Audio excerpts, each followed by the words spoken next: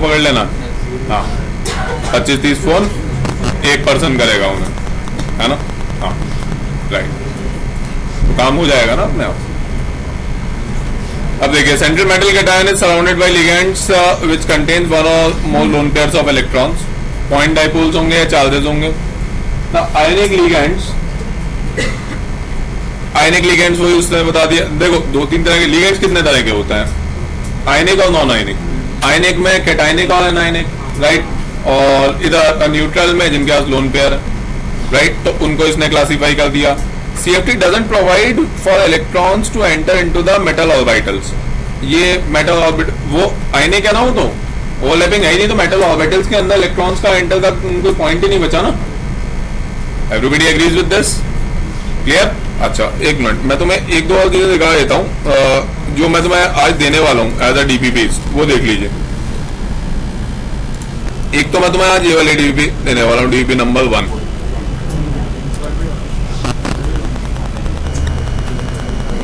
Kinetics है।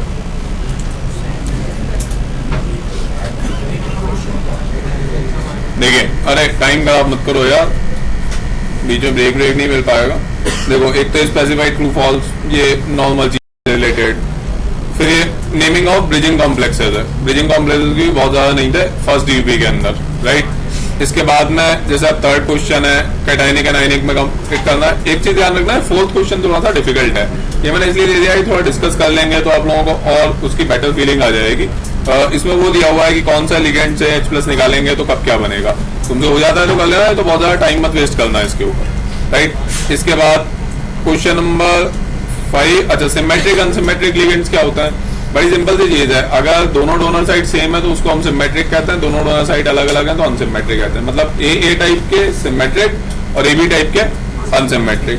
Question number 6 अभी आप छोड़ दीजिएगा, उसकी कोई खास जरूरत नहीं है, ये मैं इसलिए आपको बता रहा हूँ। Leave question number 6, right. अभी बहुत टाइम कंज्यूमिंग क्वेश्चन है वो, अभी जरूरत नहीं है उसकी, right. Will do it sometimes later. Naming वेमिंग कर लीजिएगा, बॉन्डेड स्ट्रक्चर्स बना लीजिएगा, बाकी सारी की सारी नॉर्मल चीजें। दिस इज DPP नंबर 1 के नाम से है ये। एक और मैं आपको बता देता हूँ यहाँ पे, look at this DPP number 2। मतलब ऐसी 2-3 मैं देने वाला हूँ आज आप लोगों को। हाँ ठीक है, आंसर तो साथ में दे दूंगा उसको, नो प्रॉब्लम। आंसर भी एक काम करता हूँ मैं, आज वही बना दूंगा उसको अपने टैबलेट से ही, तो मैं आपको मेल करवा देता हूँ वो आंसर भी, आप सब लोगों को मिल जाएंगे। DPP वाइज ही बना देता हूँ, ठीक रहेगा, राइट। क्योंकि उन लोगों को दूंगा वो टाइप करेंगे, फिर टाइम लग जाएगा उसका। मैं DPP वाइज बना करके आज ही मेल करवा दूंगा।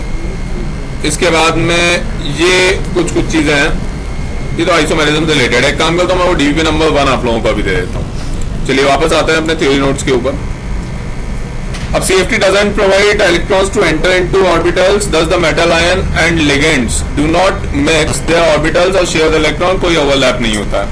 As per CFT, bonding between these is not covalent, it is purely electrostatic, right? अब देखो, अब जो मैं आपसे बात कर रहा हूँ T2G साइड और EG साइड, देखो आपके सामने दिखाई दे रहा है आपको बोर्ड में।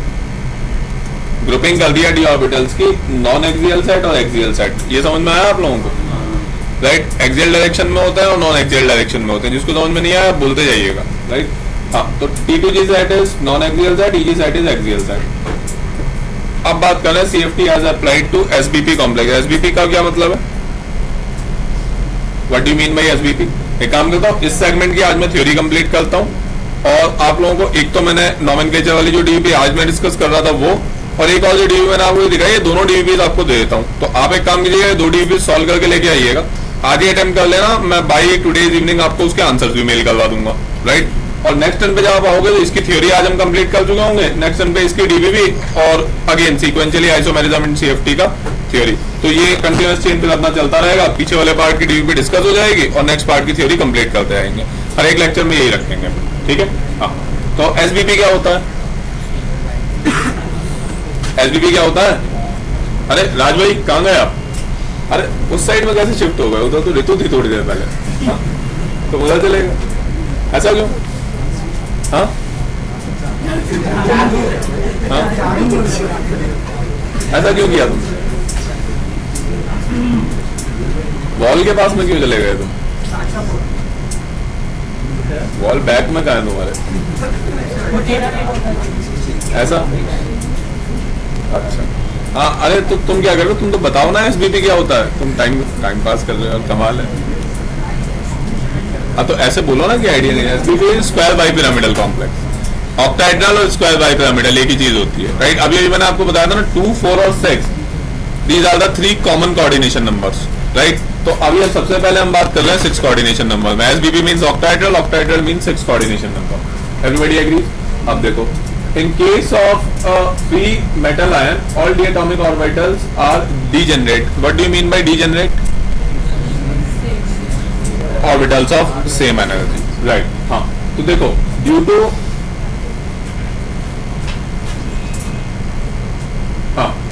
ड्यू टू सिमेट्रिक स्क्वायर, मैं बता देता हूँ क्या हो रहा है यहाँ पे। ये नीचे वाला जो डायग्राम है ना, ये बताता हूँ मैं आपको, then I will give you some time to read out each and every statement. उससे क्या एक बार वो दोबारा रिव्यू हो जाएगा। ये सब मैं इसीलिए यूज करता हूँ कि इतना टाइम खराब नहीं होता। ये सब लिखने में तो वो अननेसेसरी बहुत टाइम लग जाता है और काफी बोरिंग टाइप भी हो जाता है। देखो मैं थोड़ा सा इसका जूम बढ़ा देता हूँ। हाँ देखिए, अरे इस डायग्राम को देखिए, बहुत इंपॉर्टेंट डायग्राम।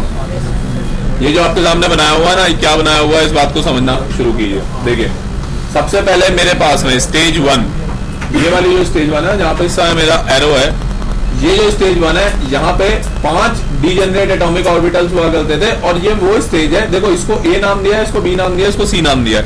धीरे धीरे चेंजेस आ रहे हैं ग्रेजुअली। अब मैं बताता हूँ क्या चेंजेस आ रहे हैं। स्टेज ए इज, देखो लिखा हुआ है, when central metal cation is free from any ligand field.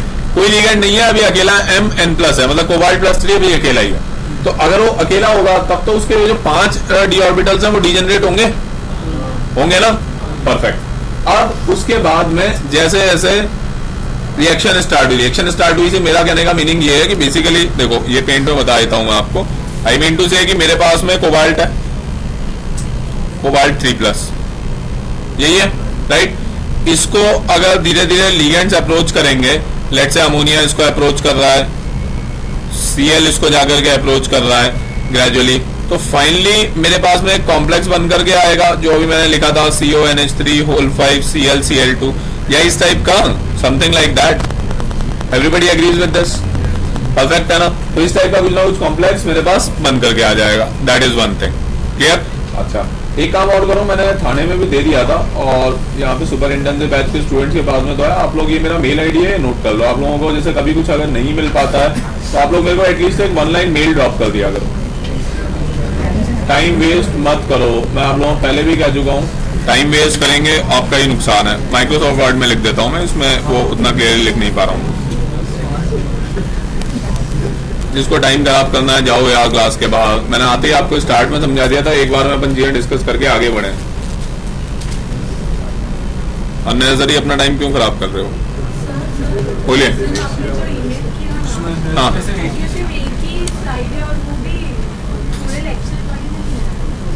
अच्छा है।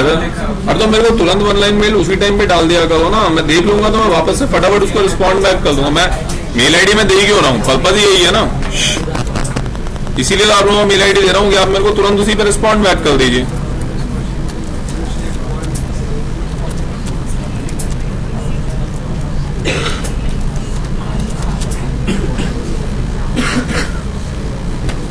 मेल आईडी फटाफट नोट कर लिए, जो भी आपको चाहिए, और कुछ चीज नहीं मिल रही है, कुछ एक्स्ट्रा चाहिए, कोई भी चीज कम्युनिकेट करनी है आपको, मेल पे लिख करके भेज दीजिए मुझे।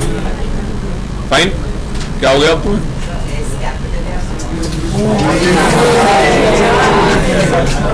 स्मॉल है, ठीक है। अरे चलो अब टाइम खराब करना बंद करो यार, टाइम खराब करना मत करो। shailin.parnave@gmail.com। वापस पेन पे आ रहा हूं मैं, जिसने नोट करना नोट कर लिया।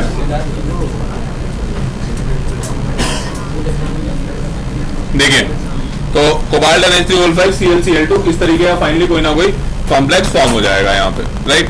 नाउ द पॉइंट इज कि स्टेज ए को देखिए आप यहाँ पे।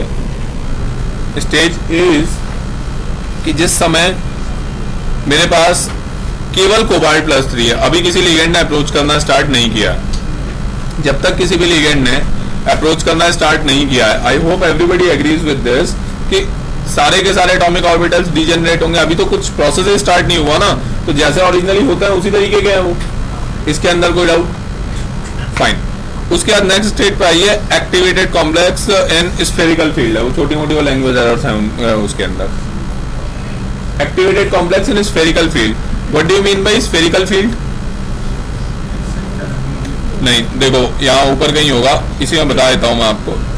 ये देखो बेसिकली ऑल डायरेक्शन से ऑक्टाहेड्रल कॉम्प्लेक्स इस तरह का बनेगा। देखो ऑक्टाहेड्रल कॉम्प्लेक्स पहले तो क्या होता है, ऑक्टाहेड्रल कॉम्प्लेक्स होता है जिसमें लिगेंड 3 परपेंडिकुलर एक्सिस के अलोंग होते हैं। देखो ध्यान से भाई, ऑक्टाहेड्रल कॉम्प्लेक्स यही तो हुआ, कहां कहां से आ रहे हैं देखो ना, एक ये लाइन है, एक ये वाली लाइन है, और एक ये, तो ये 3 परपेंडिकुलर एक्सिस ही तो हो गई एक्स वाई जेड।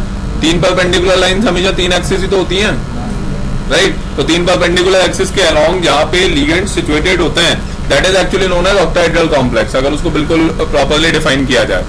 लॉजिक समझ में आया आपको, राइट? अच्छा, अब आप यहाँ पे आंसर देखिए कि जब हमने कहा activated complex in spherical field, वो तीनों डायरेक्शन में होगा ना, एक्स वाई और जेड से अप्रोच कर रहे हैं, तो स्फेरिकली सिमेट्रिक डायरेक्शन से उन्होंने अप्रोच करना स्टार्ट किया।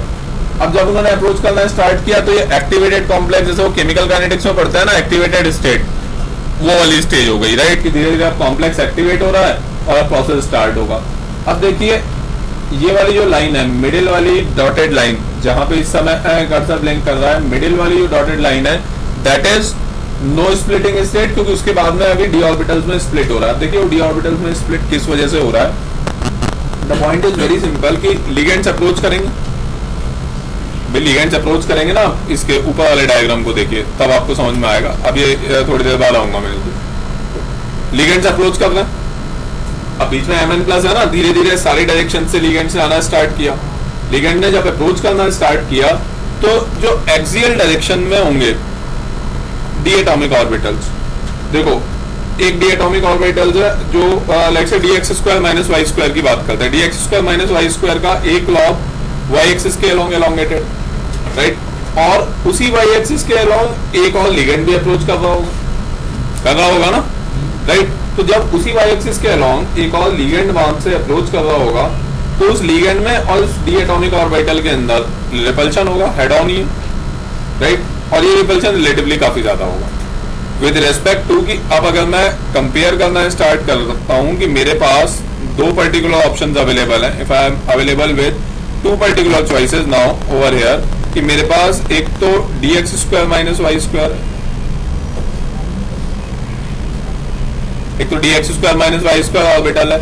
इसके केस में सिचुएशन किस तरीके की होगी? जब लिगेंड्स अप्रोच करेंगे उस टाइम की बात कर रहा हूं। इसके केस में सिचुएशन ऐसी होगी कि ये इसका खुद का एक लॉब होगा, राइट? ये ओरिजिनल डी एटॉमिक ऑर्बिटल है और यहां से कोई ना कोई लिगेंड आ रहा होगा। देखो इस डायरेक्शन से लिगेंड अप्रोच कर रहा होगा और यहाँ पे कुछ तो बना देते हैं, यहाँ पे भी इलेक्ट्रॉन्स होंगे और यहाँ से लेट्स से कि Cl नेगेटिव आकर के अप्रोच कर रहा है, just giving you as an example. Repulsion होगा, हेड ऑन रिपल्शन होगा ना।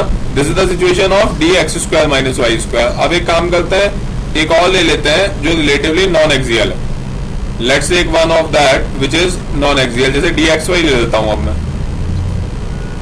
dxy के केस में क्या होगा, ध्यान से देखिएगा। dxy के केस में सिचुएशन कुछ इस तरीके की होगी कि जो लॉब होगा वो कहीं ना कहीं इन डायरेक्शंस में होगा, जैसे एक तो ये हो गया, एक दूसरा ये हो गया, राइट? तो कहीं ना कहीं जब लॉब इस डायरेक्शन में होगा और लिगेंड कहां से आ रहा होगा, Cl नेगेटिव तो इधर से आ रहा है ना, इसके अलोंग, किसी ना किसी एक्सिस के अलोंग ही आ रहा है ना। हाँ, मैं एग्री करता हूँ कि यहाँ पे भी इलेक्ट्रॉन्स हैं, दीज आर आल्सो इलेक्ट्रॉन्स, इसमें कोई दो राय वाली बात नहीं है, बट लिगेंड तो अपवर्ड डायरेक्शन से आ रहा है ना। तो जो पहले वाला रिपल्शन है dx square minus Y square versus ligand, और ये जो रिपल्शन है, रिपल्शन तो सब जगह होगा बट पहले वाला डेफिनेटली ज्यादा होगा। तो इसका मतलब पहले वाले के अंदर एनर्जी में इंक्रीमेंट रिलेटिवली ज्यादा होगा। Force of repulsion is directly attributed to the energy increments, right? अब देखिए वापस अपनी पीडीएफ फाइल पे आते हैं, कुछ तो इसी तरीके का किया गया है। अब देखिए थोड़ा सा नीचे आता हूँ। हाँ, अब ये मैं अभी थोड़ी देर पहले बता था, दोबारा समझा देता हूँ, वो चीज कनेक्ट नहीं हो पाती है काफी स्टूडेंट के केस में, मैंने देखा है। Cl has to come, Cl is bound to come from either of the axis only. Cl केवल और केवल एक पर्टिकुलर एक्सिस से ही आने वाला है। Why? आपके सामने बना हुआ है, देखो डायग्राम। ऐसा क्यों? ऐसा क्यों? अरे लिगेंड्स है ना, देखो इस डायग्राम से तुम्हें ये आगे हो रहा है कि जितने भी लिगेंड्स होंगे वो किसी ना किसी एक्सिस के अलोंग ही अप्रोच करेंगे, क्योंकि ये 3 लाइंस बना रखी है and these 3 are perpendicular axis, 3 perpendicular lines are always axis, right? और उन्हीं के अलोंग तो लिगेंड्स है सारे के सारे, तो it is bound to happen कि वो किसी ना किसी एक्सिस के अलोंग ही आएगा। Do you agree with this? Clear? Perfect, okay.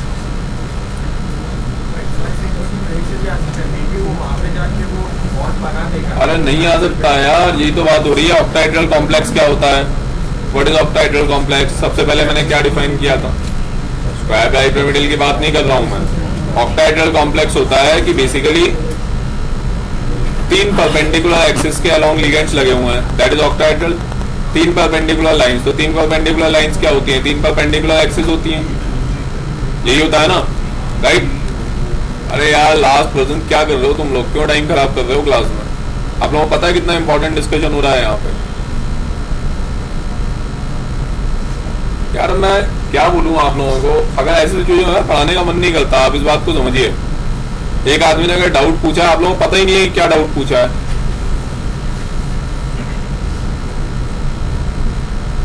तुम लोग समझ क्यों नहीं पाते उस चीज को यार? तुम्हारा 4 महीने बचे हैं, पीछे के टॉपिक्स ऑलरेडी तुम्हारे इतने वीक है, जो टॉपिक चल रहा है उसके अंदर आपका इंटरेस्ट नहीं है पढ़ने में। आपको जो केवल बस पढ़ा दिया जाए और आप घर चले जाएं, कुछ नहीं निकल करके आने वाला है उससे। सोचो यार इस चीज को बैठ करके। आप लोग सिचुएशन देख के ही रियलिस्टिकली सोचा कि यार 2 चैप्टर करवाने का कोई मतलब नहीं है, लेकिन क्या उससे तो बहुत फायदा थोड़ी हो रहा है? जो नहीं आता है वो नहीं आता है ना। केमिकल बॉन्डिंग और ये बाकी टॉपिक है 11th के टॉपिक है ना, तो एक तो ऑलरेडी इस स्टेज पे आ चुके हो कि यार उसके अंदर कोई पॉसिबिलिटी है, फिर भी बैठ के टाइम खराब कर रहे हो क्लास में। आपकी चॉइस है यार, मतलब आप लोग देखिए क्या करना है, बोलिए। मैं बता रहा था कि अगर ये सेंट्रल एटम आप बॉन्ड बनने के बाद वो XYZ एक्सिस के उसमें वो बॉन्ड बना देगा परपेंडिकुलर, और अगर ये सेंट्रल एटम है it will come from each and every possible direction ना, नहीं नहीं, अब मैं ये कह रहा हूँ कि it is vice versa. Octahedral complex आप डिफाइन तो करो, क्या होता है ऑक्टाहेड्रल कॉम्प्लेक्स? जिसके अंदर 3 परपेंडिकुलर लाइंस के अलोंग बॉन्ड्स बने हुए होते हैं, that is octahedral complex. Do you agree with this और डिसएग्री? एग्री विद दिस ना? तो ये 3 परपेंडिकुलर लाइंस होती हैं कभी भी, राइट? उसके केस में क्या होता है यार? लास्ट पर्सन आप, हाँ हाँ आप बताओ क्या डिस्कशन चल रहा है अभी अपना क्लास में? हाँ नहीं, अपना डिस्कशन क्या चल रहा है क्लास में वो बता दो। क्या डिस्कशन चल रहा है क्लास में वो बताइए। हाँ अभी क्या डिस्कस कर रहे हैं? अभी एग्जैक्टली क्या पॉइंट डिस्कस कर रहे हैं हम लोग?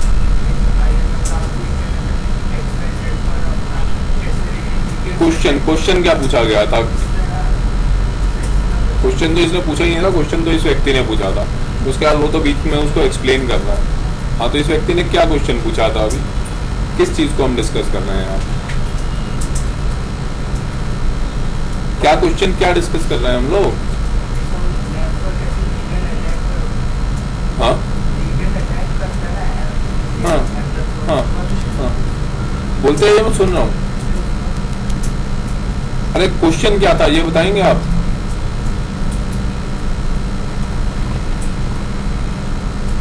यार लगातार मैं 3 बार से देख रहा हूँ आप ग्रीन की जेड वाले भाई साहब क्लास में बैठ के बातें कर लो, बाहर चले जाओ यार क्लास से, गेट आउट फ्रॉम हियर यार।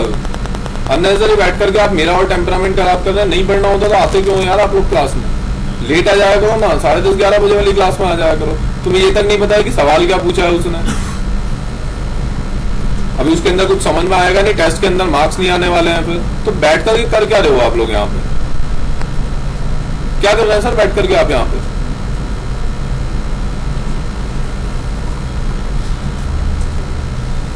आप जाओ यार क्लास के बाहर जाओ, मेरे को नहीं पढ़ाना भैया। इतनी देर से बैठ करके लगातार बातें किए जा रहे हो। यहाँ पे जो चीज डिस्कस हो रही है पूरी दुनिया में किसी बहुत लोगों को आती है, आप बैठ करके यहाँ पे टाइम खराब करते रहते हैं। अरे चाहते क्या हो यार आप लोग? नहीं पढ़ाई करनी तो बाहर जाओ क्लास के, जाइए ना क्लास के बाहर जाइए। क्यों बैठे हुए हैं यहाँ पे? Please get out. Intensive batch को ओपन डुअल किया हुआ है, तो इसका मतलब ये थोड़ी उसका कोई मिस यूटिलाइजेशन करेंगे आप लोग। ओपन डुअल का मतलब ये यहाँ बैठ करके आगे ये पढ़ सकता है कोई भी व्यक्ति, लेकिन टाइम खराब करने के लिए यहाँ नहीं आ सकता है। हम लोगों का टेम्परामेंट लूज होता है, जो पढ़ने वाले बच्चे हैं उनका टाइम खराब होता है, हम लोग उतने एफिशिएंसी नहीं दे पाते हैं फिर लेक्चर में। आपको ये नहीं पता यार कि डाउट क्या पूछा, क्या डिस्कस हो रहा है, बाहर जाओ यार आप क्लास के प्लीज। मेरे को नहीं पढ़ाना है यार, पढ़ाना ही नहीं है आपको मुझे। आप इस तरीके से बैठे बातें रहेंगे, पढ़ा ही नहीं सकता, बता रहा हूं ना आपको। यहाँ 50 चीजें यूज कर रहे हैं कि टाइम वेस्ट नहीं हो, डिस्कशन कर सके, जहां से नॉलेज इंपार्ट हो सके, जो कि आज तक जिंदगी में कभी नहीं हो पाई है। उठा के देख लो बॉन्ड एंगल वाली डीवीपी, उसमें से अगर 5% क्वेश्चन हो गया ना तो आईटीजे में सिलेक्शन हो जाएगा तुम्हारा। उठा के देख लेना उस डीवीपी को।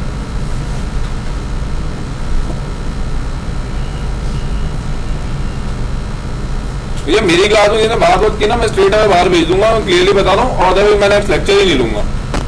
ये intensive wise open to all कर दिया वो सब ठीक है, लेकिन यहाँ पे जिसको आना है पढ़ाई करने के लिए आइए, अदरवाइज ओपन टू ऑल को एक टाइम खराब नहीं हो रहा है यहाँ पे।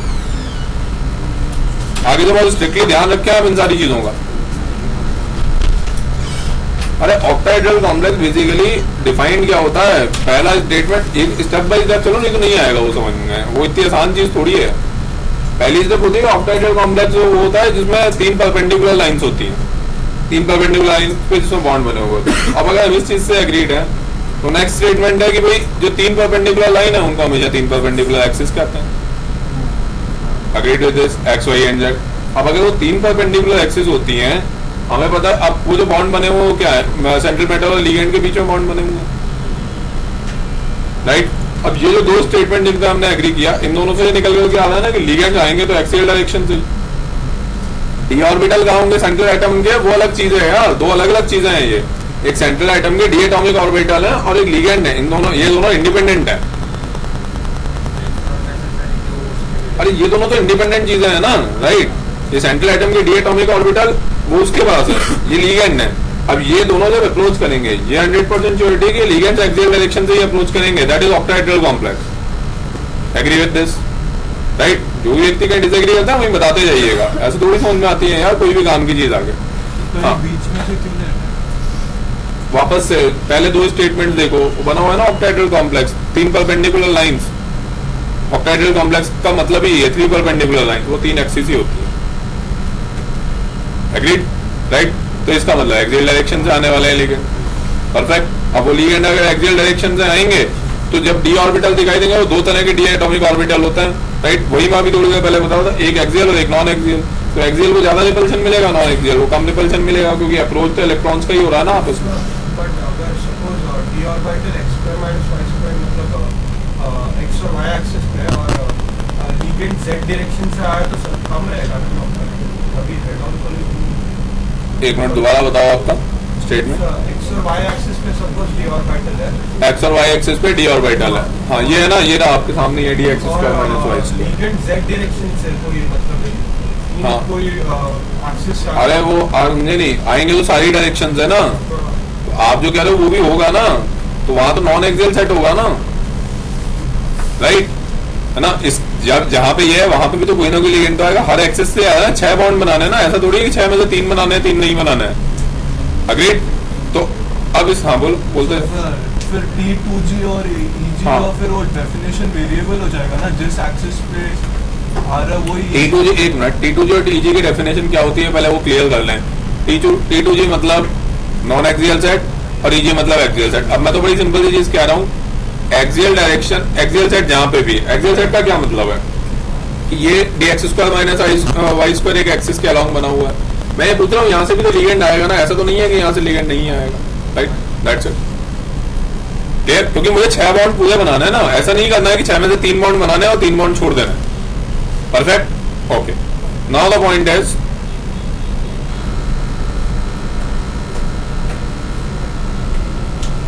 अब ये सारे के सारे लिगेंड टू अप्रोच करते हैं। अब देखो भाई, वर्च्यू ऑफ दिस आपके सामने जो थर्ड वाला है, अब सी पार्ट के बारे में बात करते हैं।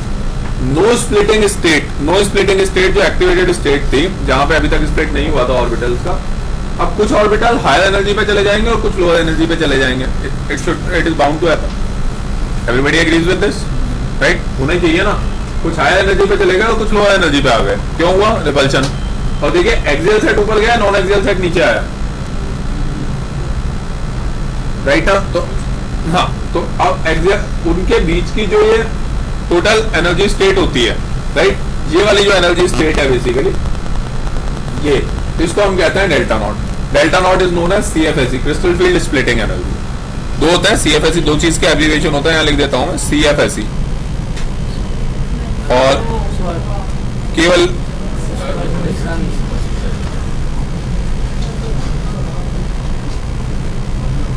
सीएफएसई, केवल इस वर्ड का नाम लिख रहा हूं, ये क्यों लिख रहा हूं बता देता हूं। सीएफएसई के दो फुल फॉर्म होते हैं बेसिकली, एक होता है क्रिस्टल फील्ड स्प्लिटिंग एनर्जी, एक होता है crystal field stabilization energy.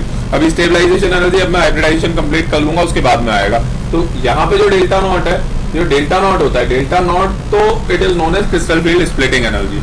Orbitals के splitting, crystallised field, spherical field की वजह से जो ऑर्बिटल्स स्प्लिट हुए उनके बीच में जो एनर्जी डिफरेंस है, that is known as crystal field splitting energy, TG set और टी2जी सेट के बीच। Clear, right? अब इसको थोड़ा सा और कर देते हैं, क्योंकि अब मुझे केवल सी पार्ट ही डिस्कस करना है, तो वो आप लोगों को थोड़ा सा क्लियरली दिखाई देना काफी ज्यादा जरूरी है। अब देखिए सी पार्ट को देखिए, splitting of D orbitals into different energy sets. अब सी पार्ट के अंदर आप देखिए कि नो स्प्लिटिंग स्टेट से प्लस 0.6 डेल्टा नॉट ऊपर चला गया और माइनस 0.4 डेल्टा नॉट नीचे आ गया। उसका क्या मतलब है? टोटल जो डेल्टा नॉट है ना, उसको डिवाइड करें, टोटल तो डेल्टा नॉट है ये, राइट? टोटल 10 जूल है मान लो, तो एक जीरो वाली स्टेज थी, तो मैंने कहा कि ऊपर प्लस 6 जूल है और नीचे माइनस 4 जूल हुआ, समथिंग लाइक दैट। मैंने उसका मैग्नीट्यूड बता दिया आपको, राइट? दोनों ना रिप्रेजेंट करते हैं, प्लस 6 DQ और माइनस 4 DQ। वो DQ इज जस्ट मैं 10 से मल्टीप्लाई करके उसको एक सिंबल दे दिया, DQ डेल्टा नॉट वाला ही है, वो पॉइंट्स में आ रहा था ना, राइट? तो उसको 10 से मल्टीप्लाई करके DQ से रिप्रेजेंट कर दिया। तो आपको ये बताया गया कि 6 DQ से ऊपर चला जाता है और ये 4 DQ से नीचे आ जाता है, क्योंकि ये सब कैलकुलेशन की जरूरत पड़ेगी। अभी स्टेबिलिटी ऑफ कॉम्प्लेक्स हम निकालेंगे कि फाइनली वो कॉम्प्लेक्स ज्यादा स्टेबल होता है जिसकी क्रिस्टल फील्ड स्टेबलाइजेशन एनर्जी ज्यादा से ज्यादा एनर्जी रिलीज होती है। लॉजिक समझ में आया आप? यहां तक क्लियर है, राइट? ओके, अब आप लोग एक काम कीजिए, मैंने आपको स्टार्ट में कहा था ये जितनी भी चीजें मैंने आप लोगों को अभी बताई हैं, इसके जो स्टेटमेंट डायग्राम तो आपको थोड़ा क्लियर हो ही गया। ये बहुत इंपॉर्टेंट है कि आपके सामने अभी जो स्टेटमेंट्स लिखे हुए हैं ना, इनको आप थोड़ा सा रीड आउट कर लीजिए। इस फिगर से पहले जो स्टेटमेंट लिखे हुए हैं उनको ध्यान से रीड आउट कीजिए, एक रिव्यू हो जाएगा और तभी आपको पूरी क्लैरिटी आएगी। हाँ, स्टेटमेंट समझ में आ रहा होगा, इसमें जूम करना पड़ेगा क्या? हाँ, कर देते हैं थोड़ा, नहीं वो 100% में भी वो पूरा स्क्रीन पे नहीं आएगा, इसलिए नहीं कर रहा था मैं। देख लेते हैं अगर 100% पे स्क्रीन पे आ रहा है तो कंप्लीट पूरा आ जाएगा, शायद आ जाएगा, आ जाएगा, आ जाएगा। ध्यान से पढ़िए एक स्टेटमेंट को, ये ध्यान रखना यार, क्लास में जितना हम लोग इजीली और जितना मेहनत करके पढ़ाते हैं ना, पेपर हम लोग उसी हिसाब से सेट करते हैं, जेईई का पेपर भी उसी हिसाब से आएगा। आपके पीछे के जो टॉपिक्स हैं उससे अभी मेरे को ये जो कुछ मैंने क्लास में पढ़ाया, पेपर चाहे पैट का पेपर हो चाहे सुपरिटेंडेंट बैच का हो, पेपर प्रॉपरली ही सेट होगा, क्योंकि जितना कुछ पढ़ाया वो आने वाला है ना जेईई में, इसीलिए इतनी मेहनत की जा रही है। हाँ, ध्यान से पढ़िए एक एक स्टेटमेंट, जो भी नहीं समझ में आएगा वो डिस्कस करते हैं। ये सब कुछ वही है जो मैंने अभी भी पढ़ा है, प्रॉपरली स्ट्रक्चर्ड मैनर में लिखा हुआ है बस।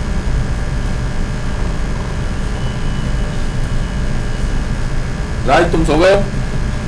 अच्छा नहीं सोए, चलो कोई बात नहीं, सोना नहीं चाहिए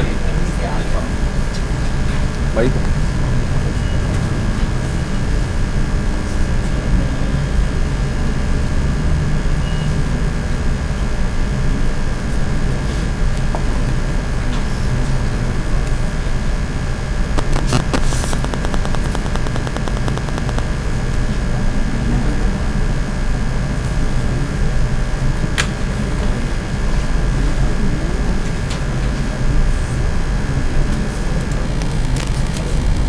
एक मिनट रुको यार, तुम्हारी डीपी जरा मेल करते हैं, नहीं तो जाते टाइम तो फोटो कॉपी होके नहीं मिलेगी फिर यहाँ।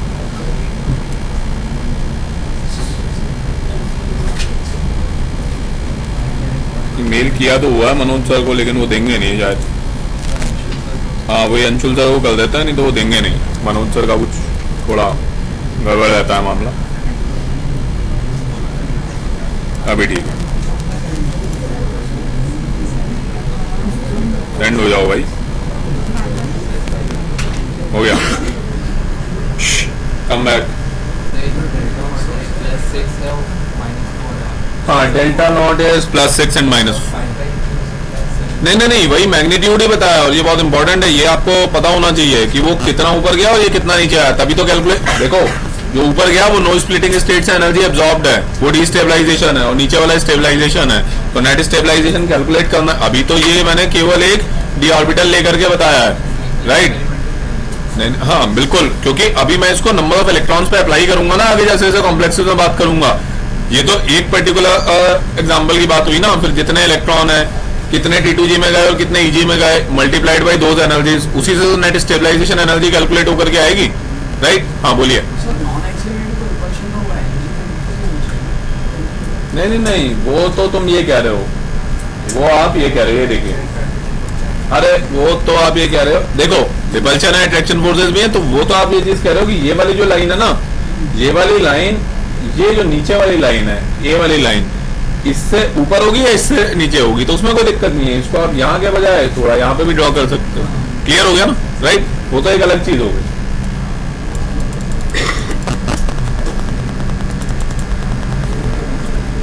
पढ़िए फटाफट, एक एक लाइन पढ़िए। ऋतुज तुम क्या कर रहे हो? पढ़ो ना, एक बार और पढ़ लो। तुम पढ़ रहे हो तो सबको तुम्हें देख के काफी अच्छा लगता है, इंस्पिरेशन मिल। अरे राज तुम फिर सो गए? सोया मत करो यार। हाँ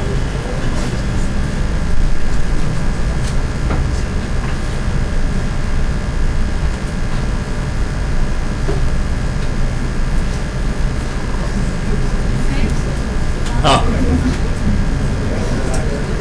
पढ़ लिया तुम लोगों ने?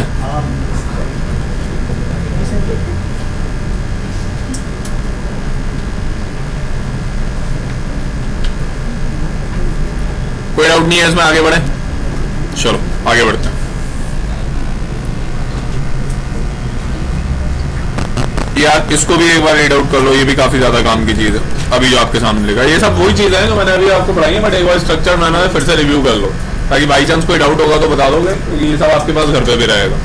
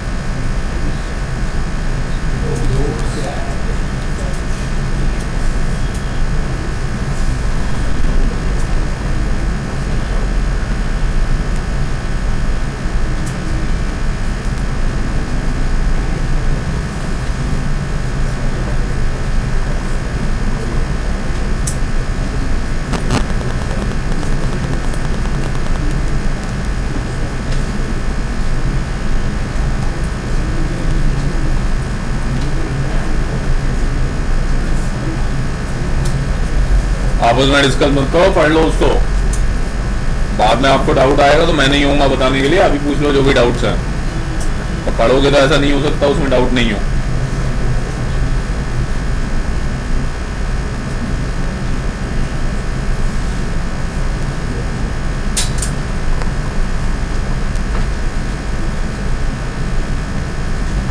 राज तुम क्या कर रहे हो?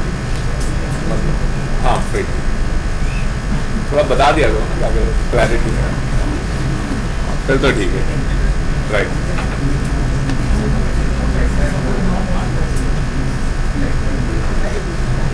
देखो तुम थोड़ा अकेले सो जाओ ना, मतलब आसपास वालों के साथ क्यों सोचते हो? उनको बोल दिया करो कि मुझे कंसंट्रेट करने दो यार, थोड़ा मुझे डिस्टर्ब मत करो। हाँ भाई बता दिया करो। हाँ पढ़ो।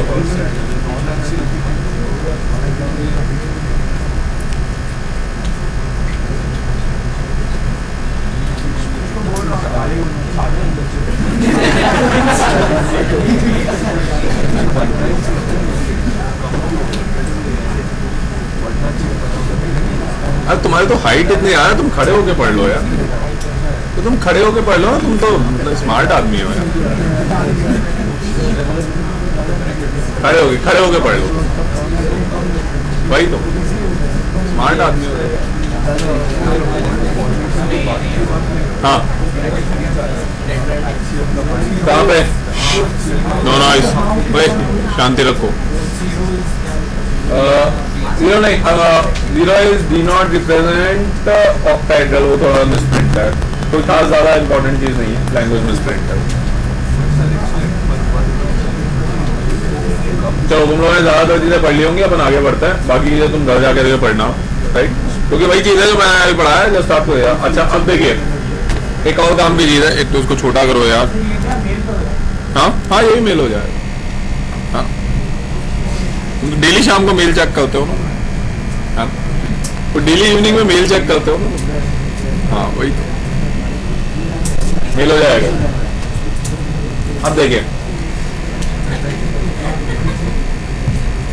जल्दी देखिए, जिसको टाइम खराब करना है क्लास के बाद देखिए।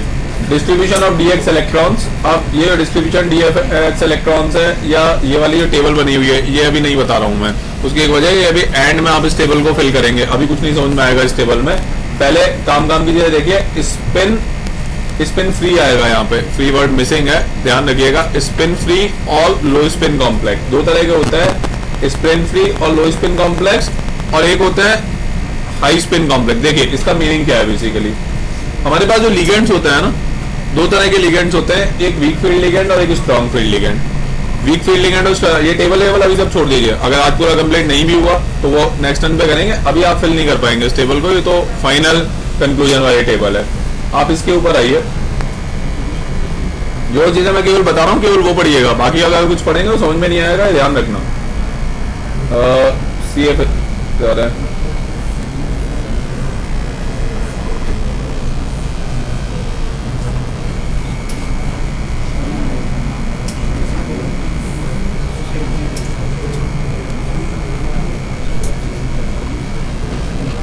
ठीक है, अब देखिए मेरे पास दो तरह के लिगेंड्स होते हैं बेसिकली, एक तो होता है वीक फील्ड लिगेंड और एक होता है strong field ligand. Weak field और स्ट्रॉन्ग फील्ड लिगेंड्स का मतलब क्या है पहले ये समझिए। वीक फील्ड लिगेंड आपके सामने लिखा है, देखिए, create lesser CFSE and does enable to impart pairing energy and doesn't cause inner pairing and does spin complex are form. देखिए इस स्टेटमेंट को मैं एक्सप्लेन करता हूँ, इसका मीनिंग क्या है। आज ही पूरा हो नहीं पाएगा, तो जितना मैंने पढ़ाया केवल वही पढ़िएगा, थोड़ा सा डिटेल पार्ट है, ये पूरा क्रक्स है इस चैप्टर का। देखिए दो तरीके की चीजें मेरे पास में हो सकती हैं, कोई भी एक कॉम्प्लेक्स लेते हैं, जैसे फॉर एग्जांपल उसी को ले लेते हैं अपन, Cu NH3 whole 4 2 positive tetraammine copper 2+, राइट। अब ये टेट्राएमीन कॉपर 2+ है, इसके अंदर जो कॉपर एटम है, इसके अंदर कॉपर एटम, अच्छा कल भी है ना अपना लेक्चर?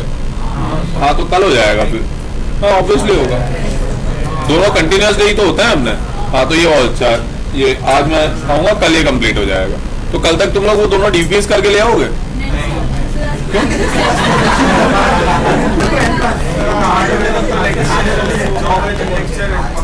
9 बजे तक लेक्चर है, तो फिर घर जाके क्या करोगे?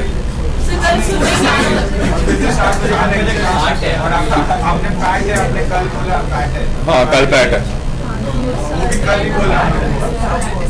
तो तुम लोग थोड़ा विवेक सर से बात करो ना, क्यों पीछे पड़ गए? चलो ठीक है, बाकी लोग तो करके ले आएंगे ना डीपीपी, तुम लोग तो ऐसे ही बाद में कर ही लोगे। हाँ तो बाकी सब तो करके लेके आ ही सकते हैं ना डीपीपी, आज वाली दोनों। अरे यार वो कम से कम नॉमेनक्लेचर और छोटी मोटी मिसलेनियस चीजें वो तो रैप अप होगा ना आपका, ताकि कल मैं फिर इसको कंप्लीट करा के इसकी डीपीपी दे दूंगा, राइट। तो रेस्ट एवरीबॉडी विल का, ये लोग तो ऐसे प्रैक्टिस सेशन में कर लेंगे ना बाद में बैठ के डीपीपी, तो ये नहीं भी करके आएंगे तो ज्यादा प्रॉब्लम नहीं है। आप लोग तो कल करके लेके आओ, क्योंकि आपका फिर नेक्स्ट वीक पूरे 4 to 5 डेज के गैप के बाद लेक्चर होगा ना, अगला लेक्चर फिर से सैटरडे को होगा, राइट। इनका तो बीच में कोई ना कोई प्रैक्टिस सेशन होगा, बेटर है ना आप लोगों के पास। तो आज का पूरा सेकंड हाफ है, तो कल कंप्लीट करके ले आओ डीपीपीस को, कल डिस्कस हो जाएंगे ना फिर, राइट। तो स्ट्रक्चर्ड मैनर में आपके पास फिर ये CFT वाला पार्ट है, उसकी डीपीपीस रहेंगी 4-5 दिन में आराम से करना, फाइन, राइट। तुम लोग तो अटेम्प्ट करके ले आओ, उसके आंसर्स वगैरह भी कल मैं फिर यहीं पे डिस्ट्रीब्यूट ही करवा दूंगा, ठीक है। ओके, अब देखिए कॉपर के बारे में हम लोग बातचीत कर रहे थे, कॉपर की कॉन्फ़िगरेशन क्या है? तो कॉपर की कॉन्फ़िगरेशन जल्दी बोलो। पहली चीज तो यहाँ पे कॉपर नहीं है, कॉपर 2+ है। तो कॉपर 2+ की कॉन्फ़िगरेशन क्या होती है तुम्हारे हिसाब से? D10S1 D9 हो गया। Agree with this? अब ध्यान से देखते रहिएगा यहाँ पे क्या हो रहा है। अभी जो D9 कॉन्फ़िगरेशन है, कोऑर्डिनेशन नंबर क्या है? What is coordination number? अरे 4 है यार, तुम्हें सामने दिखाई दे रहा है, 4 ही तो है। हाँ, तो 4 कोऑर्डिनेशन नंबर। अब देखिए कि 4 कोऑर्डिनेशन नंबर का मतलब क्या है? मुझे 4 लिगेंड्स को एकोमोडेट तो करना है ना, राइट? अभी जो D9 कॉन्फ़िगरेशन है मैं इसको बना रहा हूँ, थोड़ा ध्यान से देखिएगा।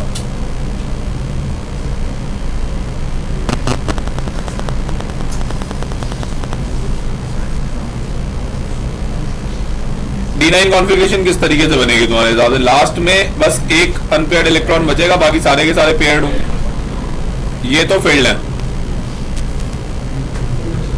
these are all filled.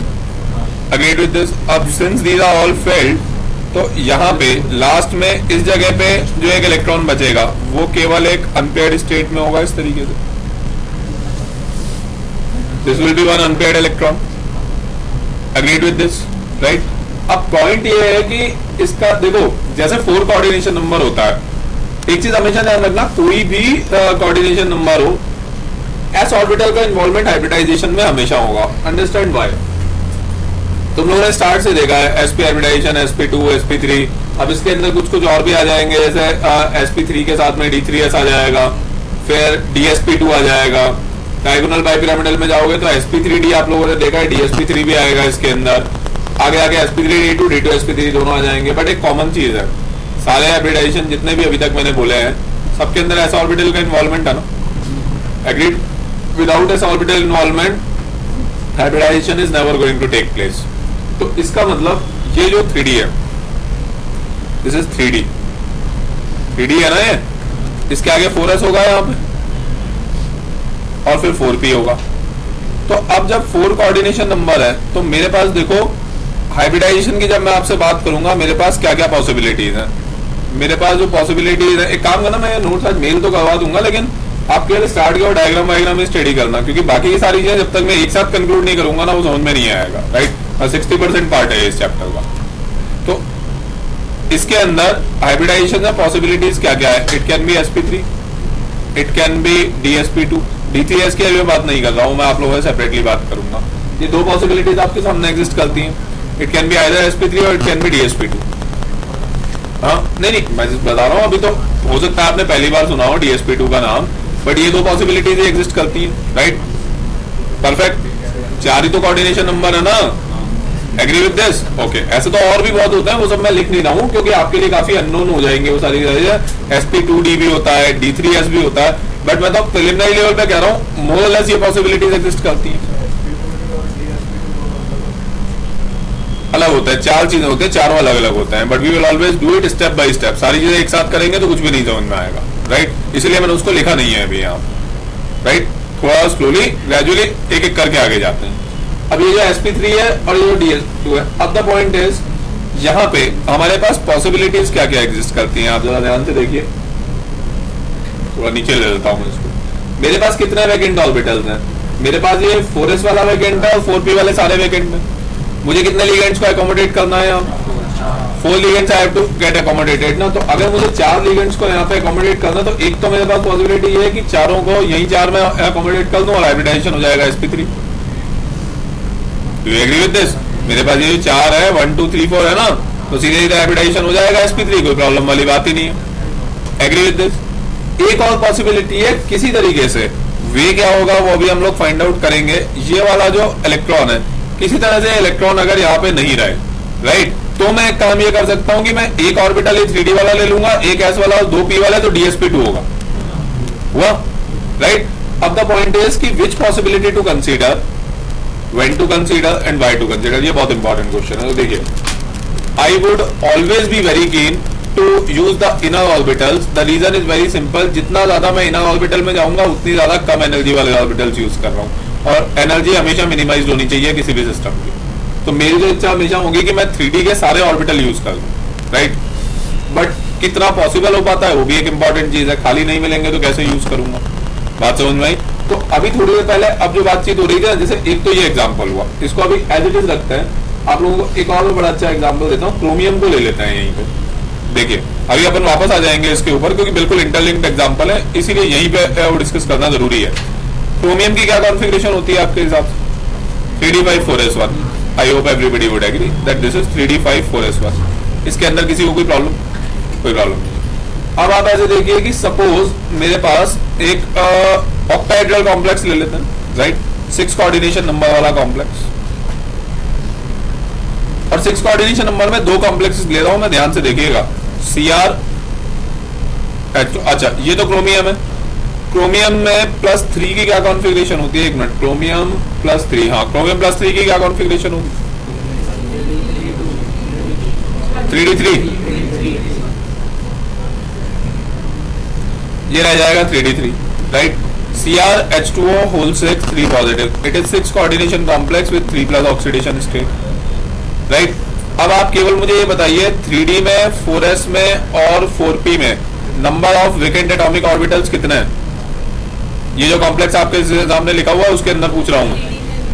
3d में how many are there? 2, very good. इसमें ये तो 1 और 3 एज इट इज है, राइट? ये तो पूरा ही वैकेंटी है, इसके अंदर तो कोई प्रॉब्लम ही नहीं है।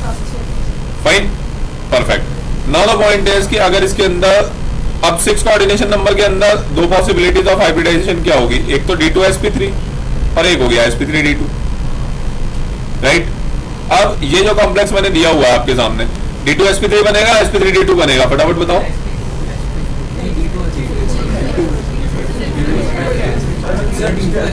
हाँ देखो देखो डिफरेंस क्या है, पहले ये देखो, यहाँ पे 3d ऑर्बिटल यूज हुआ, राइट? और यहाँ पे 4d एटॉमिक ऑर्बिटल यूज हुआ,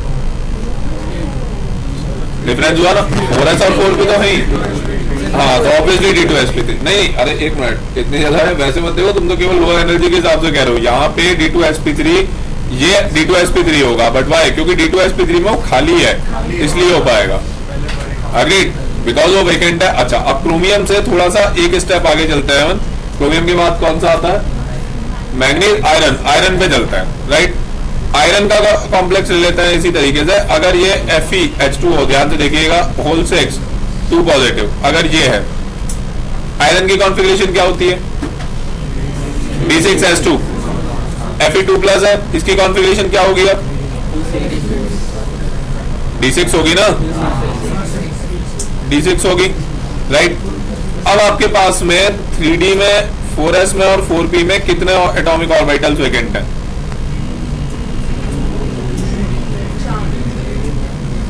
आराम से, कोई जल्दबाजी नहीं है। हाँ?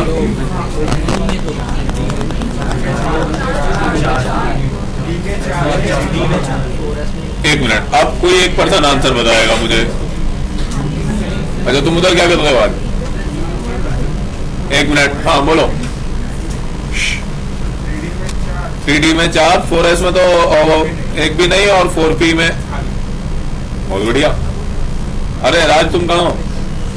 हाँ हो ना, मतलब हाँ फिर ठीक है। और तुम्हारा क्या नाम था भाई? अरे तुम्हारा नहीं यार, तुम्हारे पीछे वाले का, अभिजीत, ये तुमने बताया नहीं। हाँ अरे कमाल है, तो बताना चाहिए था ना, वही तो तुमने नाम नहीं बताया। इतनी देर से राज परेशान है इस वजह से, उसका नाम पता है मेरे को। राज ये गलत बात है ना, इसने नाम ही नहीं बताया, तो मतलब मैं क्या कर सकता हूँ भाई? इसीलिए तुम इतना परेशान हो, मेरे को नाम नहीं पता ना, उसका क्या कर सकता हूँ। हाँ भाई, अब चलो टाइम पास बंद करो, करेक्ट आंसर सुनो, बोलो। लास्ट पर्सन, ऑब्वियसली 0 होगा। अरे 4 एटॉमिक ऑर्बिटल वैकेंट कहां से दिखाई दे रहे हैं यार तुम्हें? मुझे तो 0 दिखाई दे रहा है यहाँ पे। अरे D6 कॉन्फ़िगरेशन, पहले 5 अनपेयर्ड इलेक्ट्रॉन और फिर एक सिंगल पेयर, तो वेकेंट तो कोई भी नहीं है। अग्रीड? अब वेकेंट कोई भी नहीं है तो इसके अंदर क्या हाइब्रिडाइजेशन होगा? मेरे ख्याल में तो sp3d2 होगा। Everybody agrees with this? यहां तक क्लियर है? तो फिर मैं आगे बढ़ूं। अब देखो इसी को बस थोड़ा सा मॉडिफाई कर रहा हूं मैं, आयरन वाला ही कॉम्प्लेक्स ले रहा हूं मैं दोबारा से, और आयरन वाले इस कॉम्प्लेक्स के अंदर NH3 whole 6 2 positive. FeNH3 whole 6 2 positive. Right? Will there be any difference in hybridization now? Will there be any difference in hybridization? Yes? वो FeH2O वाला वो देखना है, देखिए कुछ नहीं किया, बॉटल की जगह अमोनिया रख दिया उसमें।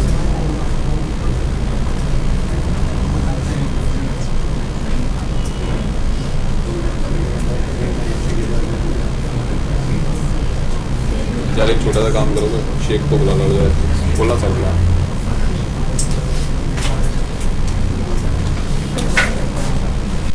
अरे जल्दी, क्विक आंसर का टाइम चल रहा है, कमाल है। टाई ब्रेक राउंड चल रहा है, ये लोग मतलब पूरा मैच। हाँ। नहीं, अभी तो अभिजीत का नाम पता है, अभी तो कोई प्रॉब्लम। अभिजीत क्या कर रहा है? अरे तुम्हारे बाद में वो ऋतु सो गई है, उसको उठा दो यार। नहीं, मॉर्निंग टाइम में तो ऐसा हो जाता है। एक तो एक से सुबह 7 बजे क्लास रख देते हैं, 5 बजे उठ के आना पड़ता है ना? वही तो। हाँ,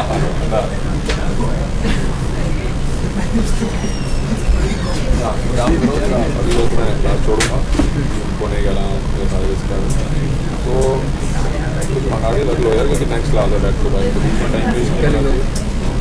वो जो बटर सादा डोसा लेके आया था, बटर सादा डोसा शाम को लेके आए थे, वही से लेकर आना अच्छा था। हाँ वही लगे, या तो बोले अगर वो नहीं मिलता है तो मतलब मिलेगा ना, तो वो ले आओ, तो नहीं मिले तो मेरे से पूछ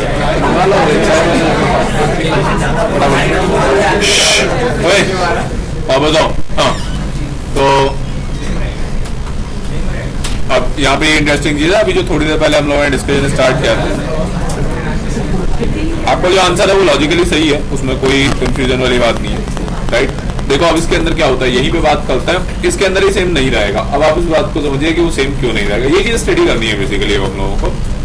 वो आपने जिस तरीके से आंसर निकाला मुझे पूरी तरह समझ में आया, this D6 right, and this D6 configuration, तो वही सारी की सारी चीजें। बट होता क्या है, वाटर और अमोनिया में एक डिफरेंस है, अभी उसकी पूरी स्पेक्ट्रोकेमिकल सीरीज है, वो बताने वाला हूं मैं आपको। D6 कॉन्फ़िगरेशन है ये तो ठीक है, लेकिन ये D6 कॉन्फ़िगरेशन थी जब ये एक इंडिपेंडेंट एलिमेंट था Fe2+, राइट? अमोनिया ने जब अप्रोच करना स्टार्ट किया, अमोनिया ने जैसे ही अप्रोच करना स्टार्ट किया, तो अब जैसे जैसे बॉन्ड बॉन्ड बन रहे हैं या फोर्स ऑफ अट्रैक्शन, आप जो भी उसका नाम देना चाहें, उससे एनर्जी रिलीज हो रही है, राइट? अब देखिए यहाँ पे एक और पॉसिबिलिटी है, just discussing right now as a possibility and then we will finalise where to get it done और where not to get it done. आप इस बात को ऑब्जर्व कीजिए कि मेरे पास में आयरन 2+ और अमोनिया आ रहा है। ऐसा भी तो हो सकता है, ध्यान से देखना, ये D6 जो है, इस D6 को due to approach of ammonia, ammonia ने जब इसके ऊपर अप्रोच करना स्टार्ट किया, तो ये जो D6 है ना, इसको मैंने, अच्छा इस D6 को भी मैं थोड़ा सा और एग्जैक्टली लिख देता हूं, आप लोगों को और ज्यादा क्लैरिटी आएगी। मेरे हिसाब से ये D6 का जो एग्जैक्ट कॉन्फ़िगरेशन है, that is T2G4 Eg2। Do you agree with this? First time लिखा है, थोड़ा सा आपको धीरे धीरे डाइजेस्ट होंगी, लेकिन कॉन्फ़िगरेशन अपन ऐसे ही लिखेंगे, T2G4 एंड Eg2। देखो पहले क्या किया था, 5 अनपेयर्ड और फिर एक पेयर्ड, तो ये पहले वाले 3 में कितने हैं, 4 इलेक्ट्रॉन है ना, उनको मैंने ले लिया T2G और बाकी के Eg, ठीक है, राइट? तो T2G4 Eg2 है। अब मैं यहाँ पे आपसे बड़ी सिंपल सी चीज कह रहा हूँ, what I want to do is, ये D6 है, जैसे ही अमोनिया को मैंने ऐड किया, प्लस अमोनिया, मतलब अमोनिया का जो अप्रोच हो गया है, मैं ये कह रहा हूं कि ये जो कॉन्फ़िगरेशन है ये हो जाएगी T2G6 और Eg0 के अंदर, and then eventually the hybridisation will become D2sp3। ये बात तुम्हें समझ में आई? ऑब्वियसली नहीं समझ में आया होगा, लेकिन ध्यान से देखो मैंने क्या किया है। हाँ, वो थोड़ा सा डाइजेस्टिव टाइम लो, तभी समझ में आएगा। देखो मैंने क्या किया, T2G6 और Eg0, राइट? अब T2G6 और Eg0 अगर मैंने कर दिया, इसका मतलब मैंने ये किया कि ये जो कॉन्फ़िगरेशन बनी हुई थी, सबको पकड़ के पेयर करके पहले 3 में रख दिया, ये तो क्लियरली दिखाई दे रहा है, राइट? अब मैं आपसे इतनी सिंपल सी चीज कह रहा हूं, suppose if it take place, ये होगा या नहीं होगा वो तो भी बात करेंगे, suppose if it take place, तो लास्ट के जो दो 3D वाले हैं वो खाली हो जाएंगे और D2sp3 एग्जिस्ट करने लगेगा। ये एग्री करते हो? राइट। अब इस स्टेटमेंट को छोड़ दो, वापस से एक इंडिपेंडेंट स्टेटमेंट के ऊपर आते हैं हम लोग। Our priority is always to use in our orbitals, ज्यादा स्टेबिलिटी मिलेगी। Third independent statement. अब ये लिगेंड के ऊपर डिपेंड करेगा, हो क्या रहा है, जैसे ही मैं इनको पेयर करना, इसके अंदर मैंने इनर पेयरिंग कर दी है इलेक्ट्रॉन्स की, यही किया है ना। इनर पेयरिंग में एनर्जी एब्जॉर्ब होगी, ऑब्वियस है, मैं पेयरिंग कर रहा हूं, रिपल्शन वगैरह होंगे, इलेक्ट्रॉनिक रिपल्शन होंगे, एनर्जी एब्जॉर्ब होगी, that I do agree. But वो पेयरिंग करने के बाद में जो एनर्जी रिलीज हो रही है, राइट, मैं sp3d2 बनाता हूं और d2sp3 में डेफिनेटली ज्यादा एनर्जी रिलीज होगी, नो डाउट। इन ऑर्बिटल्स भी तो यूज हो रहा है, right. Now the point is कि मैं पेयरिंग तब कर सकता हूं जब स्टार्ट में, वो तो एक अलग चीज है कि अगर एनर्जी रिलीज जो पेयरिंग वाली एनर्जी एब्जॉर्ब से ज्यादा है तो ये हो जाएगा, मैं वो नहीं डिस्कस कर रहा हूं, दैट इज अंडरस्टूड, राइट। मैं डिस्कस ये कर रहा हूं कि वो हो जाएगा वो तो ठीक है, लेकिन पेयरिंग इनिशिएट करवाने के लिए एनर्जी तो रिक्वायर्ड होगी ना मुझे, राइट। स्टार्ट में थोड़ी बहुत एनर्जी तो रिक्वायर्ड होगी ना। यहां पे हम बाइफरकेट करते हैं कि वीक फील्ड लिगेंड कौन सा है और strong field. Strong field ligand वो होते हैं जो आते आते इतना फोर्स ऑफ अट्रैक्शन क्रिएट कर देता है कि अंदर फोर्सफुली पेयर कर देते हैं सारी चीजों। बात समझ में आई? कुछ मतलब अब यहाँ पे लिगेंड्स की कैटेगरी को हमें बाइफरकेट करना पड़ेगा कि भाई फोर्स ऑफ अट्रैक्शन तो सब में है, वाटर में भी है, अमोनिया में भी है, ऑक्सीजन, जितने भी लिगेंड्स हैं सबके अंदर फोर्स ऑफ अट्रैक्शन तो वही सेंट्रल एटम से, right. But then we need to bifurcate this force of attraction की ये जो इंटेंसिटी है उसको भी तो अब मुझे बाइफरकेट करना पड़ेगा कि कुछ लिगेंड्स ऐसे होंगे ना जिनमें इतना ज्यादा होगा कि वो आते आते इतना एनर्जी रिलीज कर देंगे अप्रोच करते टाइम ही कि स्टार्ट में पेयरिंग के लिए एनर्जी अवेलेबल हो जाएगी और जहां जहां पे पेयरिंग की पॉसिबिलिटी है वो पेयर अप करके इन ऑर्बिटल्स यूज करके ज्यादा स्टेबल कॉम्प्लेक्स इम्पार्ट कर देंगे, उनको हम कहते हैं स्ट्रॉन्ग फील्ड लिगेंड। बात समझ आई? और बाकी हो जाएंगे सारे के सारे वीक फील्ड लिगेंड। क्लियर? अच्छा, अब इसकी एक स्पेक्ट्रोकेमिकल सीरीज तो है ही, जस्ट आपको कॉन्सेप्चुअली लॉजिकल नॉलेज के लिए बता रहा हूं। आप दो पार्ट्स में बाइफरकेट कर दीजिए, एक हो जाएंगे कार्बन नाइट्रोजन वाली साइड और एक हो जाएगा ऑक्सीजन क्लोरीन वाली साइड। अब देखिएगा ध्यान से, ये वाला जो पार्ट है, एक ब्लॉक ये हो गया और दूसरा ब्लॉक ये हो गया। ये वाला जो ब्लॉक है, मतलब मैं कोई हार्ड एंड फास्ट रूल नहीं बता रहा हूं, बट एक पर्टिकुलर ट्रेंड डिस्कस कर रहा हूं आप लोगों से, ताकि आप स्पेक्ट्रोकेमिकल सीरीज में कई बार ऑर्डर वगैरह अगर भूल जाते हैं तो आप इस चीज से डिसाइड कर सकते हैं। इसके बाद मैं आपको बता दूंगा स्पेक्ट्रोकेमिकल सीरीज, जैसे इलेक्ट्रोकेमिकल सीरीज है उसी तरीके की है। देखिए, ऑक्सीजन फ्लोरीन जो होंगे ये रिलेटिवली वीक डोनर होंगे और ये वाले रिलेटिवली स्ट्रॉन्ग डोनर होंगे। Why? Exactly, simply based on electronegativity, right. तो जिनके अंदर भी डोनर साइड्स ऑक्सीजन फ्लोरीन वाली होंगी वो वीक फील्ड लिगेंड की कैटेगरी में जाने का बहुत चांसेस होंगे, और जिनमें भी कार्बन और नाइट्रोजन होगा वो स्ट्रॉन्ग फील्ड लिगेंड की कैटेगरी में जाने के चांसेस होंगे। तो बेसिकली अगर आप चाहेंगे तो आगे देख लेते हैं, एक मिनट बोर्ड खत्म हो गया। जो Cn- होता है और जो कार्बन मोनोऑक्साइड, अच्छा ये जो कार्बन मोनोऑक्साइड है इसके अंदर डोनर साइड कौन सी है? O का तो हो गया, कोई लोन पेयर नहीं है, डेटिव बैक कोऑर्डिनेट बॉन्ड बन गया, कार्बन के पास ही बचा है लोन पेयर। ये क्लैरिटी है ना सबको? हाँ, तो ये जो होता है ये स्ट्रॉन्गेस्ट लिगेंड होता है और सबसे ऊपर आता है electrochemical series. These are strongest ligands. बात समझ में आई आप सभी को? ये स्ट्रॉन्गेस्ट लिगेंड्स होता है। क्लियर? ओके। और अच्छा एक और चीज है अब यहाँ पे, जैसे एक लिगेंड होता है ऑक्सीलेटो C2O4 2 नेगेटिव ऑक्सीलेटो, राइट। इसका क्या होगा? ये स्ट्रांग होगा कि वीक होगा?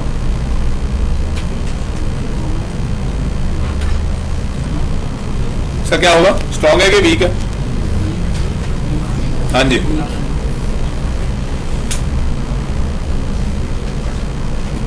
गुड, सब लोग जाग रहे हैं, वेरी गुड, काफी अच्छी बात। हाँ देखो, अगर तुम आइडिया, इसमें डोनर साइड कौन सी है ऋतुज? डोनर साइड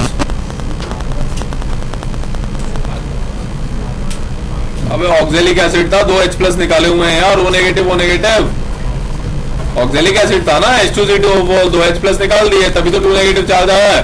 तो O negative of the donor sides ना, अगर आप उससे देखोगे तब तो ये आएगा वीक फील्ड लिगेंड। अब एक और काम की चीज देखो इसके अंदर, इस लिगेंड को मैं ऐसे बनाने वाला हूँ, ओ नेगेटिव, काम करते पूरा बना देते हैं, सी डबल ओ नेगेटिव था राइट, और एक और सी डबल ओ नेगेटिव था, यही था ना राइट। तो फाइन, थोड़ा सा और क्लैरिटी के साथ बताता हूँ क्योंकि मुझे आपको रिंग बतानी है इसके अंदर।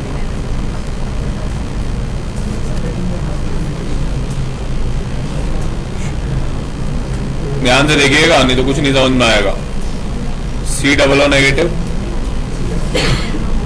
और सी डबल ओ नेगेटिव, यही है। यहां पे कहीं पे एक सेंट्रल एटम होगा, एम होगा,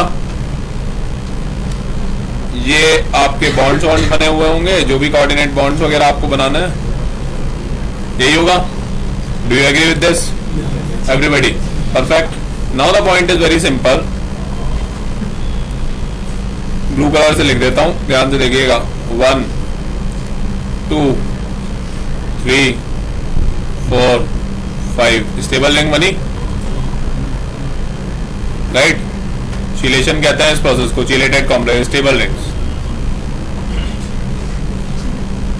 चिलेशन या चिलेटेड कॉम्प्लेक्सेस। स्टेबल रिंग्स का जो फॉर्मेशन होता है, दिस स्टेबल रिंग फॉर्मेशन। तो जहां पे भी स्टेबल रिंग फॉर्मेशन होगा वो तो respective of the donor side वैसे ही स्ट्रॉन्ग की कैटेगरी में आ जाएगा। चिलेशन में तो बहुत हाई एनर्जी रिलीज होती है। स्टेबल रिंग कौन कौन सी होती है? Stable ring 5 and 6 membered right, Baeyer's strain theory. Perfect right. तो ये वाला भी अब स्ट्रॉन्ग फील्ड लिगेंड की कैटेगरी में आ जाएगा। क्लियर है? तो इसका मतलब जो भी चिलेटेड कॉम्प्लेक्सेस होंगे और जो भी कार्बन नाइट्रोजन दोनों वाले होंगे वो जनरली स्ट्रॉन्ग फील्ड लिगेंड होंगे और बाकी के सारे वीक फील्ड लिगेंड हो जाएंगे। क्लियर है? कोई डाउट? अच्छा, अब थोड़ा सा वापस आते हैं अपने जो नोट्स वोट्स थे इनके ऊपर। इसके अंदर अब देखिए हम लोग बातचीत कर रहे थे। अब देखिए मैं अब टर्म्स को डिफाइन करता आता हूं। लो स्पिन कॉम्प्लेक्स, ये दोनों टर्म्स एक साथ होती हैं, यहां लिख देता हूं। लो स्पिन और स्पिन पेयर्ड एक ही चीज होती है। Low spin and spin paired are same things right. और high spin and spin free, these are also same things. मतलब क्या है इनका? हाई स्पिन मतलब ज्यादा से ज्यादा नंबर ऑफ अनपेयर्ड इलेक्ट्रॉन्स, तो ये वीक फील्ड लिगेंड वाले में होगा। ये रेड कलर से लिख देता हूं मैं। मतलब जनरली अगर रेजेम्बलेंस की आप बात कर रहे हैं तो ये स्ट्रॉन्ग फील्ड लिगेंड के केस में होगा और ये वीक फील्ड लिगेंड के केस में होगा। भाई ज्यादा number of unpaired electron generally किसमें बचेंगे? वीक फील्ड लिगेंड में बचेंगे, पेयरिंग होगी नहीं। Agree with this right. और जहां पेयरिंग हो जाएगी वहां पे लो स्पिन हो जाएगा, तो स्ट्रॉन्ग फील्ड लिगेंड के केस में होना चाहिए। बात समझ में आई आप सभी को? क्लियर? कभी नहीं समझ में आता है, मैं कंटिन्यूसली स्पीड से पढ़ाता रहता हूँ ना, तो थोड़ा सा मुझे बोल दिया करो ना कि 1 मिनट रुको, थोड़ा समझ लेने दो शांति से। टाइम बैंडविड्थ नहीं मिलती है ना, इसलिए कई बार नहीं समझ में आता है। तो बोल दिया करो ना कि 2 मिनट रुक जाओ। दोबारा से सुनिए। हाई स्पिन कॉम्प्लेक्स का क्या मतलब है? जिसकी स्पिन ज्यादा हो। स्पिन कब ज्यादा होगी? जब नंबर ऑफ अनपेयर्ड इलेक्ट्रॉन ज्यादा होंगे right. Number of unpaired electron कब ज्यादा होंगे? जब पेयरिंग नहीं होगी। पेयरिंग कब नहीं होगी? जब वीक फील्ड लिगेंड हो, एंड वाइस वर्सा। अभी ठीक है? क्लियर? राइट।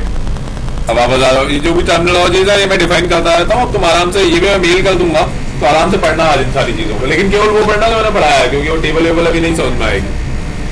अब देखिए weak field ligand, strong field ligand, CFSE। अब देखो इसके अंदर उसने वही दिया हुआ है, स्ट्रॉन्ग फील्ड लिगेंड वाला स्टेटमेंट बस मैं आप लोगों के लिए पढ़ देता हूँ। Create more CFSE and does impart pairing energy and so causes inner orbital pairing and thus low spin complexes are formed. I hope everybody agrees over here. Perfect है? आगे देखिए। Distribution of DX इलेक्ट्रॉन, चलो देखो ये मैं तुम्हें बता देता हूँ। अभी एक बेसिक लेवल पे तो आपको समझ में आ जाएगा, हाइब्रिडाइजेशन वगैरह भी कैलकुलेट नहीं कर पाओगे।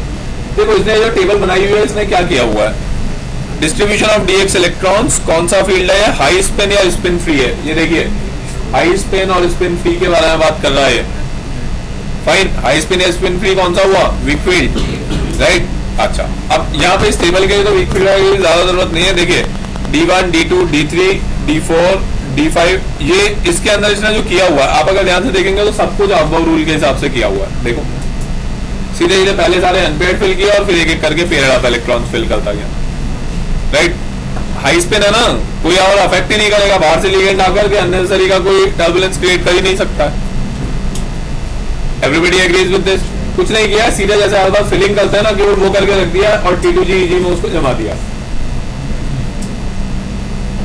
I hope everybody is clear. Next वाली टेबल देखते हैं जो लो स्पिन वाली होगी, मिल जाएगी अभी आगे कहीं ना कहीं जाकर के, सीक्वेंशियली आती जाएगी। ये रही,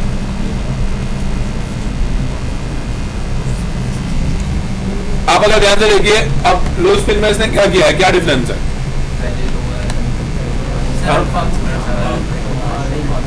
देखो देखो देखो, ध्यान से बोर्ड पे देखो क्या किया, अपने आप समझ में आएगा। आपस में कोई बातचीत नहीं करेगा। हाँ, पहले पूरा T2G को फिल किया, उसके बाद में उसने EG को फिल किया है। राइट, पहले पूरा T2G को क्यों फिल किया है, पहले पूरा EG को क्यों नहीं फिल किया? रुक जाओ यार, लोअर एनर्जी से कोई लेना देना नहीं है, वो बहुत फ्रीक्वेंटली तुम्हें लग रहा है, ऐसा कुछ नहीं। आप इस बात को समझिए कि मैं, अच्छा मुझे एक बात बताओ, मुझे 2 डी एटॉमिक ऑर्बिटल्स ही लेने थे ना D2sp3 के लिए। I need 2 D atomic orbitals, right, है ना? तो EG वाले क्यों ले रहा हूँ मैं, T2G वाले ले लेता हूँ। 2 डी एटॉमिक ऑर्बिटल तो मैं कोई से भी ले सकता हूँ ना, राइट राज, हो ना? हाँ फिर ठीक। हाँ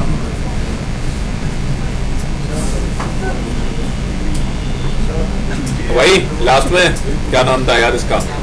हाँ नमन, बताओ ना क्या कर रहे हो तुम, बताओ आंसर बताओ। 2 डी एटॉमिक ऑर्बिटल अगर D2sp3 में लेना है, EG को लेना क्यों जरूरी है? T2G ले लो ना, उनको खाली कर लो, क्योंकि उसके लिए यहाँ पे फर्क पड़ेगा ना। अब ये जो पेयरिंग कर रहा है, अभी वो सबसे पहले वो कह रहा है कि हाई अगर लो स्पिन है तो पूरे T2G को पहले पकड़ के पेयर कर दो ताकि EG मेरा खाली रहे, और उसके बाद EG को टच करना शुरू करो। वो D6 तक EG में एक भी इलेक्ट्रॉन फिल नहीं कर रहा है। क्वेश्चन समझ में आया आपको क्या है? राइट, हाँ अच्छे से ध्यान से समझ लेना, संडे को आएगा टेस्ट पेपर में, है ना? हाँ, तुमको पूछ रहे हो, तुम कुछ बता रहे हो, गुड, तुम बहुत अच्छे आदमी हो, बोलो। EG एक्सियल वाले हैं, फिर वो तो होना तो हो चुका है, रिपल्शन तो स्प्लिटिंग हो ही चुकी है ऑलरेडी।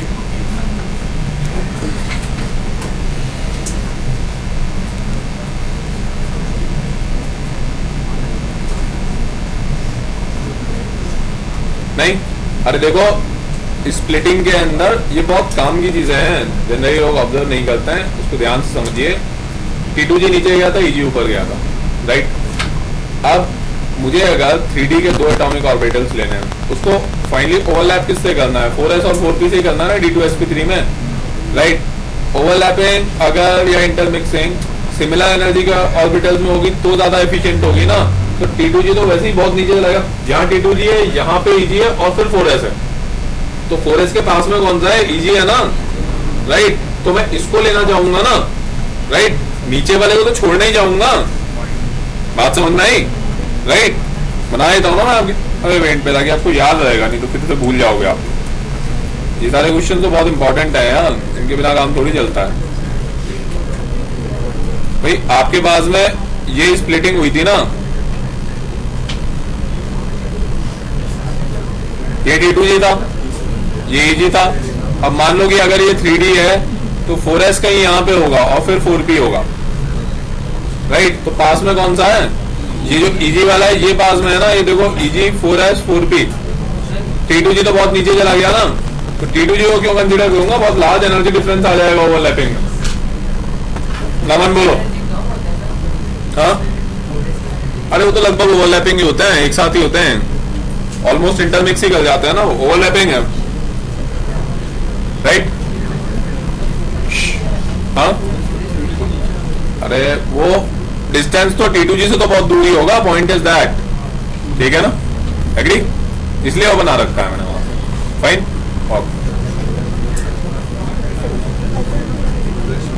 अरे बात समझ में आई तुम लोगों को? आगे बढ़े? हाँ क्लियर है? आगे बढ़ता है। क्यों टाइम खराब कर रहे हो भैया? टाइम खराब करना बंद करो। तो ये टेबल समझ में आई यार? नहीं नहीं, आज ऑर्गेनिक का नहीं है। ऑर्गेनिक क्या करोगे पढ़ के? अरे वो तो बोले ही यार, आर्केस्ट्रा का लेक्चर, इसमें पूछने वाली क्या बात है? जब मैं छोड़ूंगा तो वो ले लेंगे। 10 बजे था तो पास्ट टेंस हो गया ना।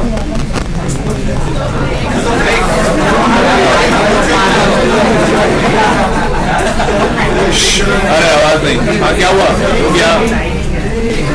ब्रेक राज को पसंद नहीं है, उसने मना किया, उससे बात कर लो।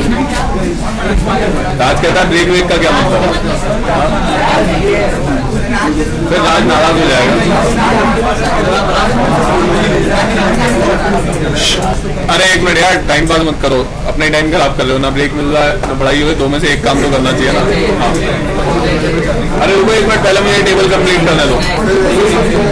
जितनी शैतानी करोगे छोड़ेंगे नहीं तुम लोगों को, सोच लो। हाँ, शांति से बैठ के पढ़ोगे तो थोड़ी देर में छूट जाओगे।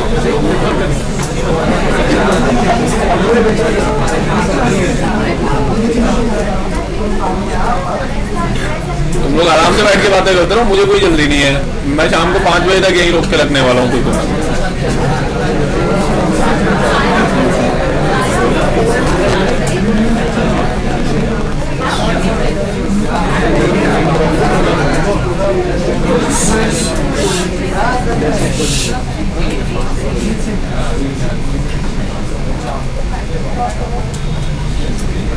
कंप्लीट हो गया, अब आगे बढ़े।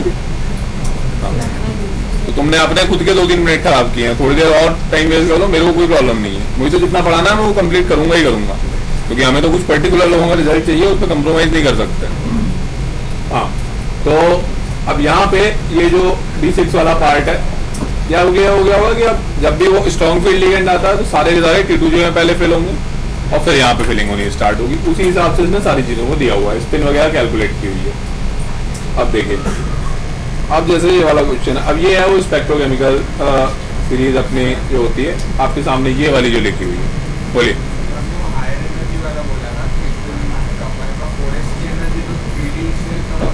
ओवरलैपिंग होते हैं ऑलमोस्ट, मतलब कोई खास डिफरेंस नहीं होता है उनके बीच में, वो लगभग सेम प्लेस पे ही होता है। अगर तुम नॉर्मल इंडिपेंडेंट एटॉमिक ऑर्बिटल भी देखोगे ना तो 3D और 4s ऑलमोस्ट कोइंसाइडिंग ही होता है।